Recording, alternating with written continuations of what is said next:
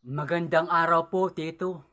Naparito po ako para ligawan yung anak nyo. Iho, mukha yatang napakagalang mo naman yata sa akin para At igala ko ng ganyan. may dala-dala nga pala ako na isang bagay na ipagmamalaki ko. Ano ba yan, iho? Patingin nga ako para naman makilala kita at makita ko Ano yung nga gusto pala, mong Tito? ipakita. Nakikita mo ba yung bulkan na sa likod ko? Oo, nakita ko naman. Yan yung ibibigay ko sa anak nyo at sa inyo kapag ako'y pinayagan mo na ligawan yung anak mo. Sige, pumapayag na ako niligawan mo ang anak ko.